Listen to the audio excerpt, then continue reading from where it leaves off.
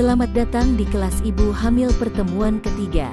Pada video kali ini kita akan membahas tentang pencegahan penyakit komplikasi kehamilan, persalinan, dan nifas agar ibu dan bayi sehat. Bersama saya Niwaan Sri Yulistiawati dan juga dosen pembimbing Ibu Niwayan Erviana Puspita Dewi, SSTM Kes. Anemia atau kurang darah.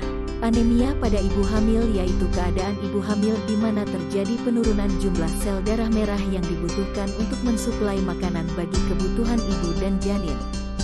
Penyebab anemia pada ibu hamil adalah kurangnya asupan zat besi untuk memenuhi kebutuhan zat besi yang meningkat selama kehamilan.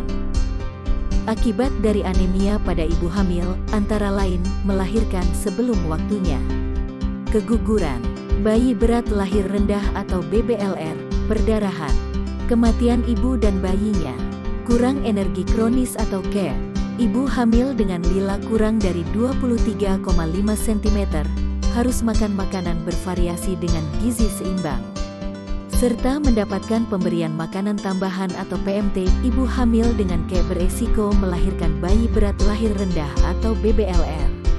Berikutnya kita akan membahas tentang tanda bahaya pada kehamilan. Adapun tanda bahaya pada kehamilan, antara lain, air ketuban keluar sebelum waktunya, muntah terus dan tak mau makan, bengkak pada kaki, tangan, dan wajah atau sakit kepala disertai kejang, perdarahan, janin kurang bergerak atau tidak bergerak, serta demam tinggi. Apabila dijumpai tanda-tanda tersebut, bawa ibu hamil ke petugas kesehatan didampingi suami atau keluarga.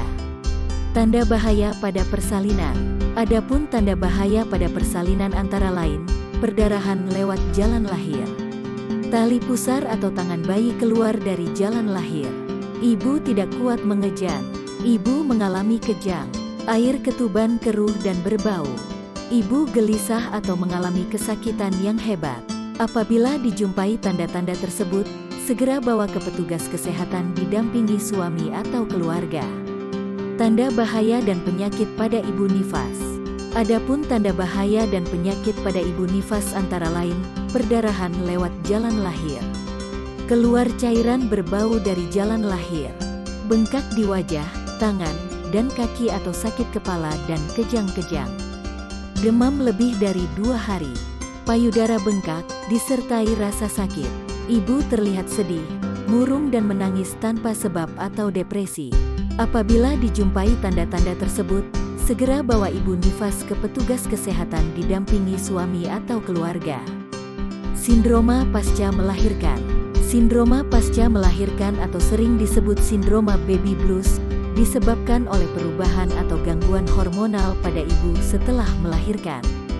Adapun tanda-tanda dari sindrom tersebut antara lain, cemas, merasa bersalah dan merasa tidak berharga, mudah tersinggung, sensitif, nafsu makan berkurang atau malah timbul nafsu makan yang berlebihan, kurang semangat atau hilang semangat, terlalu khawatir, berlangsung sementara dan biasanya pada ibu baru. Cara mengatasi sindroma pasca melahirkan atau sindroma baby blues antara lain, istirahat ketika bayi sedang tidur, pemenuhan gizi yang baik, relaksasi, dukungan suami dan keluarga. Jika gangguan kejiwaan seperti sedih, cemas, dan lain-lain setelah melahirkan dialami secara berkelanjutan hingga mengganggu aktivitas sehari-hari, maka ibu harus segera berkonsultasi ke dokter. Selanjutnya membahas tentang penyakit malaria dan akibatnya. Malaria adalah penyakit infeksi yang disebabkan oleh parasit Plasmodium yang hidup serta berkembang biak di sel darah manusia yang ditularkan oleh gigitan nyamuk Anopheles betina. Gejala dari malaria antara lain, demam, menggigil, berkeringat. Akibat dari malaria pada ibu antara lain, demam, anemia, serta hipoglikemia. Sedangkan pada janin dapat mengakibatkan keguguran, lahir mati, lahir prematur, BBLR, malaria bawaan. Cara penularan malaria. Seorang yang menderita malaria bila digigit oleh nyamuk Anopheles betina, maka parasit akan berkembang biak dalam tubuh nyamuk. Bila nyamuk menggigit orang yang sehat, parasit malaria akan ditularkan. Nyamuk ini berkeliaran sepanjang malam sampai pagi. Ciri khas sewaktu hinggap atau menggigit, posisi tubuhnya menungging. Cara pencegahan malaria. Penyakit malaria dapat dicegah dengan melakukan hal-hal seperti tidur memakai kelambu, alirkan genangan air di sekitar rumah, membersihkan semak-semak di sekitar rumah. Apabila keluar rumah, memakai baju lengan panjang, menggunakan obat nyamuk oles bukan obat nyamuk bakar atau semprot.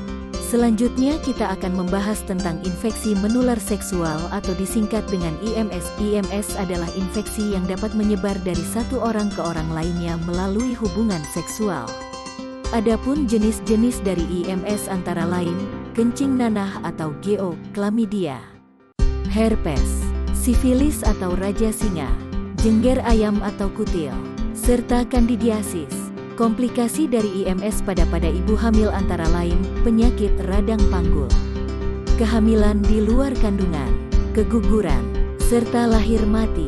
Sedangkan komplikasi IMS pada bayi antara lain, lahir prematur, BBLR, sifilis kongenital, optalmia neonaturum, serta septikemia. Jika menemukan tanda-tanda IMS, segera berkonsultasi dengan dokter. HIV, virus penyebab AIDS. AIDS adalah sekumpulan gejala yang didapat atau bukan penyakit keturunan, ditandai dengan penurunan sistem kekebalan tubuh. AIDS disebabkan oleh virus yang bernama HIV atau Human Immunodeficiency Virus.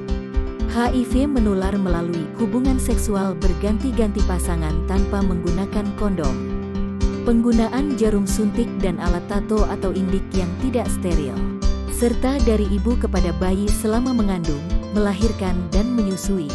HIV tidak menular melalui gigitan nyamuk, menggunakan alat makan atau minum bersama, bersalaman atau bersentuhan, tinggal serumah, berpelukan atau berciuman, serta menggunakan jamban pencegahan HIV/AIDS pada ibu hamil. Untuk menghindari penularan HIV, gunakan konsep ABCDE yang artinya A atau absen, Anda jauhi hubungan seks berganti-ganti pasangan tanpa kondom. B atau be faithful artinya bersikap saling setia. C atau kondom artinya cegah dengan menggunakan kondom. D atau drug no artinya dihindari pemakaian narkotika suntik. E atau edukasi artinya ajari pasangan dan teman-teman kita supaya kehamilan sehat dan lancar. Yuk ikut kelas ibu hamil.